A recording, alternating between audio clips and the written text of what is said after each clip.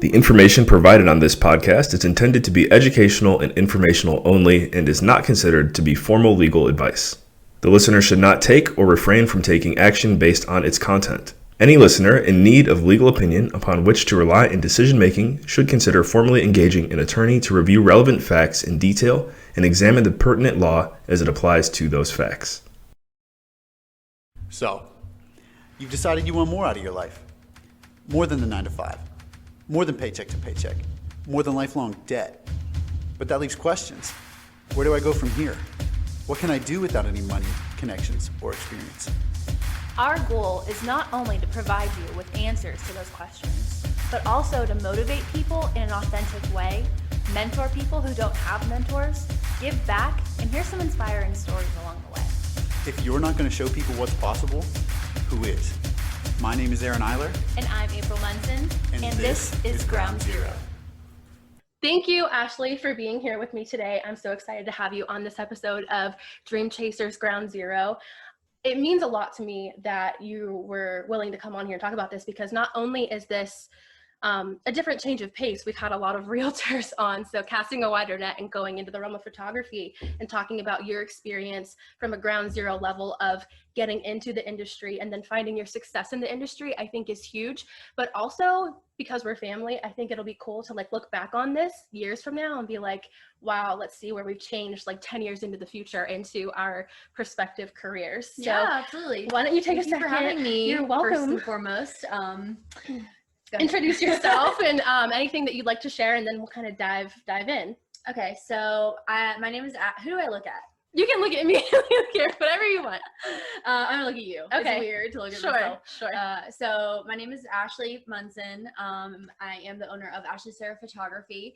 I have been an entrepreneur and business owner, specifically a photographer, for the last 5.5 years. So it's been a roller coaster of a life, just trying to, figure out my space in the business and entrepreneurial world, but again, more specifically, the photography industry as a whole. And I'm super excited to kind of share my journey and dive in and help anybody else out there who has interest in either photo, wedding, or just business in general. That is awesome. And when I think about your journey, I remember in high school, in your bedroom, you had pictures all across your wall. I mean, every memory, everything was taped across. Can we insert a photo? Do you have one? If you Yeah, do, if you can find one, I'll make sure it goes up on do. the screen.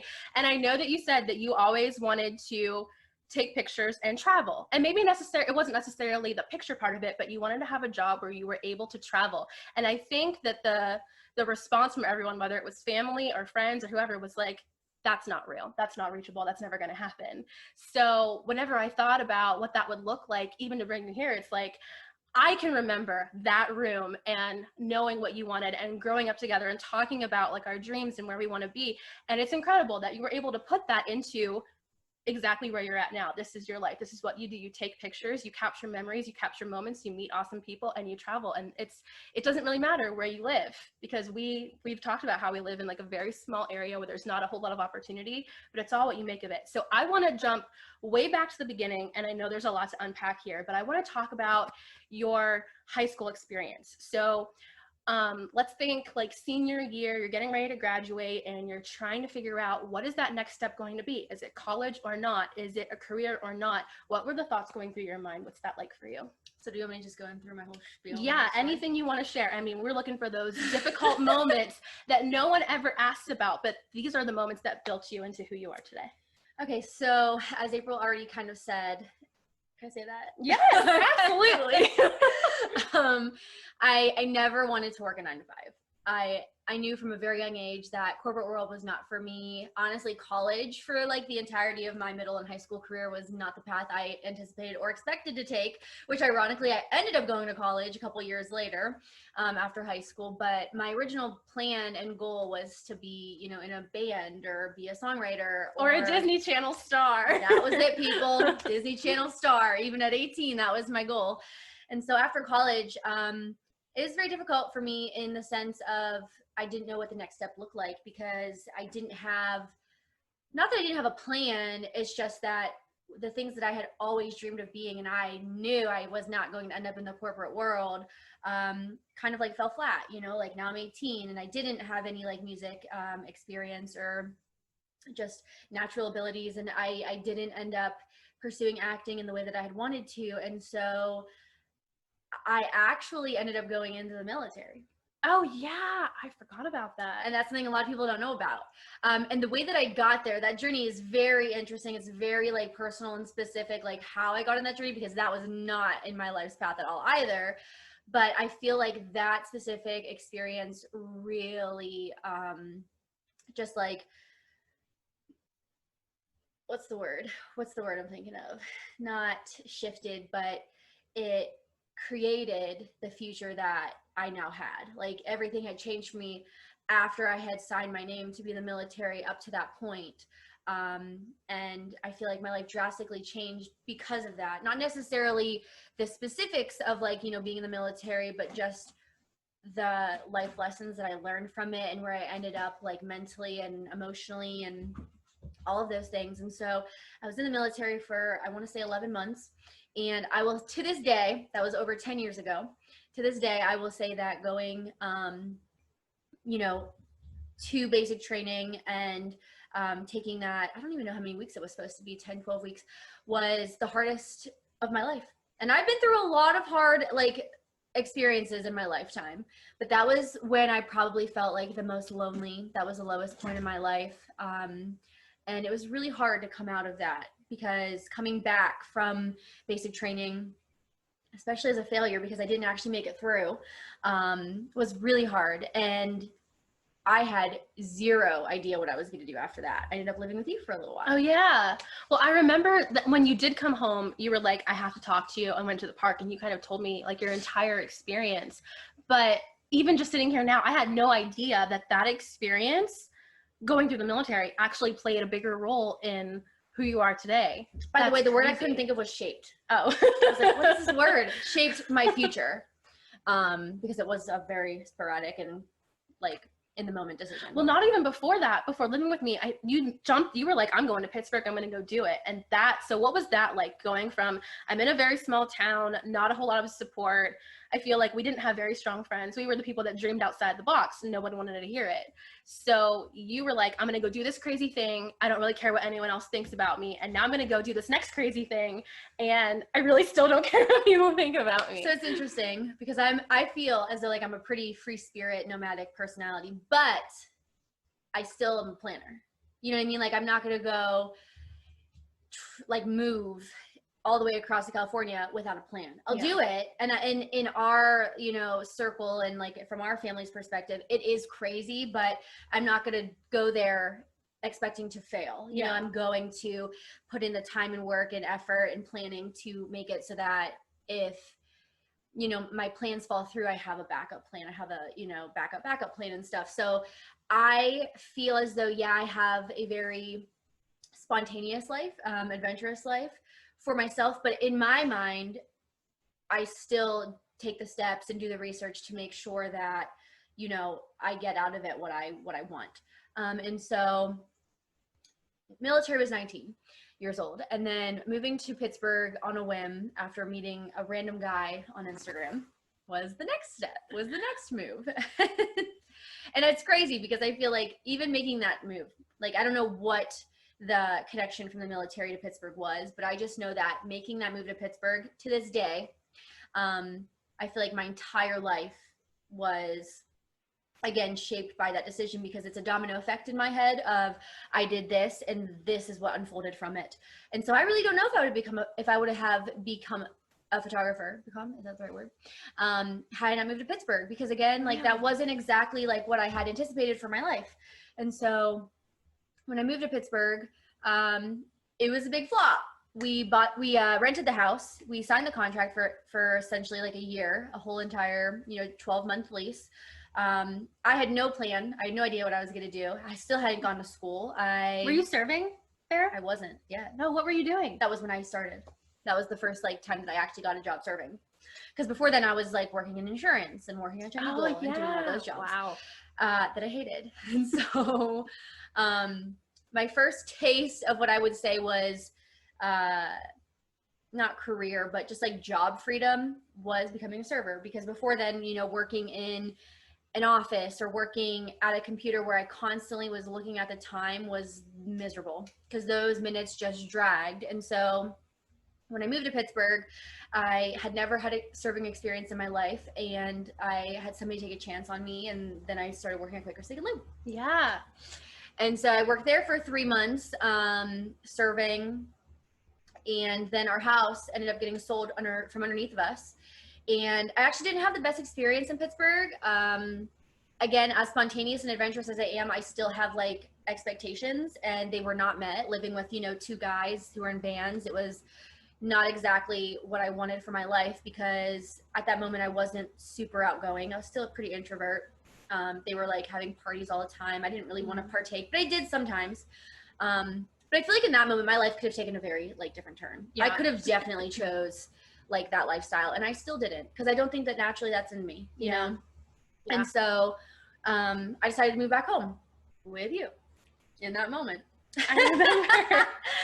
But then even from there, like, I feel like when you started working at Quaker Steak, I mean, it was a very diverse group of people already. It was kind of everyone in the community from every different like city. It was Sharon, it was Hermitage, and still everyone knew everyone. And that was what I feel like you really started to open up and expand your network, no matter what that looked like, whether it was friends, whether it was people that you were waiting on. Just building that community for yourself really allowed you to kind of open up and do more.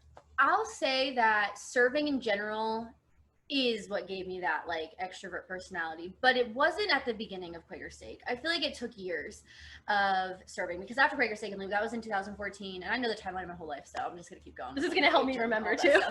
But in those early serving days, it was still hard, because at that time in my life, I was very miserable. I was not a nice person. I was a very mean person. I mean, I walked out of 3 serving jobs because I got an attitude problem. And I was just like not happy with my life. And so I had jumped from serving job to serving job. And I'll say as I jumped, like they were better jobs. Like it's not like I, you know, was just quitting one and then working at a worse one. Like it was a good opportunity when I had left one for the next. And so that is when I started going to school, and I didn't know what I wanted to go for, but in 2016, maybe it was 2015, the fall of 2015, I enrolled in school. And honestly, a lot of that was my dad. Really? Yeah. Because even though I didn't grow up in a home where like college was super heavily pushed and having, you know, a job as a doctor or lawyer was mandatory. I mean, I'm my dad's technically mom and dad's oldest, you know, other than my 3 older siblings. And he did have these like weird expectations for me that he never had for anybody else, before or after, in my opinion. And so like, yeah, he essentially was, you know, putting it in my head that he thought that I was going to go to school. And so for whatever reason, I was like, okay, I guess here's and my I next remember move. that was not what you wanted at all. And that's what I wanted. And you were like, April, why? And I was like, now she's going to school. Even Danielle, like went to Slippery Rock, and you know, I hadn't gone to school. I was the only one that didn't have any like debt when it came to school or anything like that. And I mean, I was in the military, that could have given me free schooling, and I didn't, you know, make it out of basic training. So now here I am having to go to school and now pay for it. I want to ask a question though. I want to hop back just a second to you saying that in your serving jobs, you were like, I'm going to go to the next one and try to make it a better experience to the next one, and still not being happy. What was going through your mind about what your life was going to look like? Because you're a planner. So at that time, what were you thinking like the next couple years were going to bring you? I wanted to go to marketing school. Oh, that was something. Yeah. Did you want to go to culinary school too? I think I remember that. For a minute, I think I wanted to learn how to be like a cake decorator. Like Cupcake Wars was like my ish back then. But pre-college, yeah, I think that was my plan, was to kind of live. I did have a significant other at that time, so I don't want to say like live like by myself or, you know, for myself, but the plan was to be able to travel freely, not have any roots, not have any debt, not have anything holding me back, and like working at a really awesome like bar or high-end restaurant. That was a goal for a while. I actually wanted to be able to, I don't even know the name of what it is, that's bartending school. That's you, I think. I'll edit that out. It's not me. It's my computer, actually. Oh, yeah. but it was bartending school, and I wanted to move. I had anticipated, like, I really loved Chicago. I really loved San Francisco. I really loved Portland. I was, anticipating like leaving. But it was hard. Like, serving was the best money that I had made up to that point because I wasn't making, minimum wage. It was a different mindset too. Like, if I left with $100 for the night, I didn't divide that by hourly or whatever. It was just, money in my pocket, super awesome. But being able to make that money in that way, like bring home money every night, was also incredibly hard for accountability and like kind of like holding yourself accountable in the financial way of, I'm not getting a paycheck at the end of 2 weeks. Like, this is the money that I'm making and I have to save it. Otherwise, I'm going to spend it freely and I'm not going to have money for my bills because there is no more money coming in. So that was kind of an interesting like concept to have to learn at the time as well. But I feel like I didn't answer your question. You had a question about like, No, you did. the like personality aspect of it, I think. Oh, just kind of going through that time of like, okay, I'm serving, I'm getting up every day to go to a serving job. I want a better serving job, but there's always that dreamer in you that wanted more. So I just kind of wondered what that was like, even though you were like, I'm going to go here, it's going to be better. You still have it in the back of your mind that like, you still wanted more. Or were you kind of like, maybe it's just not going to happen for me. Maybe I'm not going to get there. I still wanted to serve. I mean, oh my gosh, serve. I still wanted to act. I still wanted to act.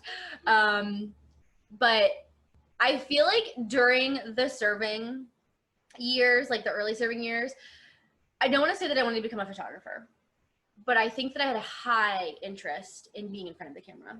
Like, I was super envious of like the Tumblr girls and like the hipster versions of, before the pre-Instagram days of just seeing those really awesome photos girls had taken of themselves, I could tell, with professional cameras. Because back then, like, it was not like it is now, like seeing those photos was very few far between. And they were just mind-blowingly awesome. And so, cool looking, because here we are with chocolates and LG phones and, it's a very different look. And so I think that was when I was transitioning from, okay, I'm never going to be an actress, to I just want to be a content creator. And I don't even know if back then that's what they were called, but some version of that. And so I was not happy, like I will say serving was worse than bartending. And I got very lucky to get a position bartending at the one restaurant that I worked at, because I like surpassed a lot of people who had worked there for a very long time. I don't even know how, but I feel like bartending is when I started to become an extrovert, because I started getting regulars. I started, having like this full bar, and I worked at really big bars. So it was a restaurant and a bar at the same time. And I had full control of the bar, sometimes depending on the shift, also tables in the bar area. But that's when I feel like I started to become more friendly, more social, more extrovert in a sense, because it's kind of like how you make your money. But I did enjoy it at the same time. Right. It just became a part of who you were, Yeah. and you were comfortable with it, and you did it well. Yeah, like, I don't know. I feel like I had more fun and people were nicer to me when I bartended than like serving. I was not happy as a server. Serving in that moment was an amazing opportunity and a really good life decision, because it allowed me not to have to work in the corporate world. But toxic environment. Yeah. Honestly. And I don't know if that's everywhere, but definitely like around us. That's when I drank the most. That's when I smoked for a little bit there. And I don't do any of those things really now, so it was just one of those things where it was accessible and you got the invite if you were working on that shift. So you went. And then whenever I quit those jobs, it was like not ever like a planned thing where I felt left out of. It was just who was on those shifts. So I never ended up having those, invites again. From those specific people. But after I started going to school, I was still serving, and I didn't know what I wanted to go to school for. So I think I went for undecided. Okay. For a semester. And then I went for art as a general degree, because they don't have a photo major at the school that I went to. And backtracking a little bit, I did want to go to I wanted to go to Pittsburgh at Point Park University. But it was 6 figures a year to go there. And I wanted to go there for acting.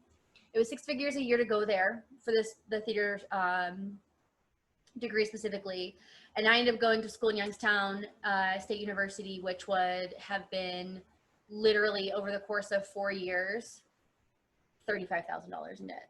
So I ended up staying home for that reason. And so I was driving for a little bit to Point Park University and taking acting classes my first semester while I was undecided. And I just realized that I'm too shy. In that moment, I was too shy. I probably still am too shy, but I was definitely way more shy back then.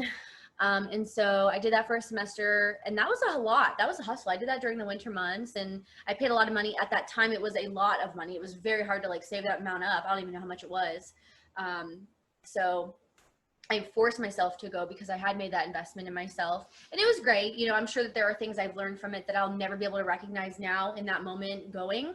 But it was definitely something I don't regret doing. And after that first semester of undecided and then going into the art department, I realized that art wasn't for me either, because I had to do painting and drawing and all of these other, you know, art mediums that, in my opinion, in my age, you can't learn. You have to already kind of be good at them. I was being, you know, graded on how to draw when there's these other people in my class, other students that they are naturally and like gifted from birth to doing these things. So I just felt like it was very unfair for me to be like getting C's and D's and all these other kids were like creating masterpieces because that's just what they naturally were good at in the first place. So I extended that and then went to theater. Oh, that was a mistake. Coming into the theater department late, I didn't just come in late. Like I came like a year into college, but I also came the spring semester. So everybody was already established. Friendships were established. Like people like knew who the professors were, even the freshmen at the time, because by that point I think I was a sophomore. And I realized in the theater department, being the shy kid, being the introvert is offensive. And so I really struggled then. That's when I probably cried the most in my college days. But from that semester of theater, I met a kid who I became friends with, and he told me all about the telecommunications department and the video side of, you know, just video in general. That made me transition, because I don't even know if I even knew that that was a major that I could be a part of at all. And I had already taken a lot of my just general courses, because originally I was a undecided student. So I could transition one more time to a different major and still graduate on time.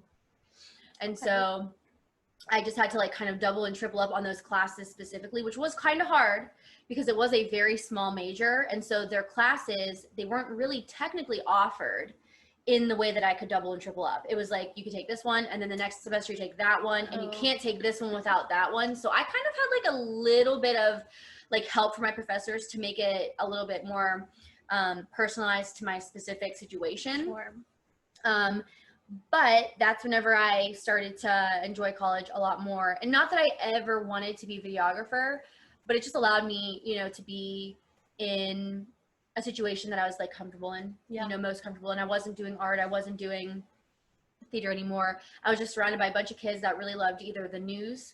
I got to be a news anchor, which was my version of acting for a little bit. You can find those videos on YouTube. And I don't know, it just gave me the sense that I had accountability in my life, because since I wanted to move, now with school as an obstacle, it allowed me the mental freedom of, I am not where I want to be, but that's okay because I have school to kind of keep me like here, like rooted, and I don't feel so bad about not being where I thought I was going to be in this time of my life.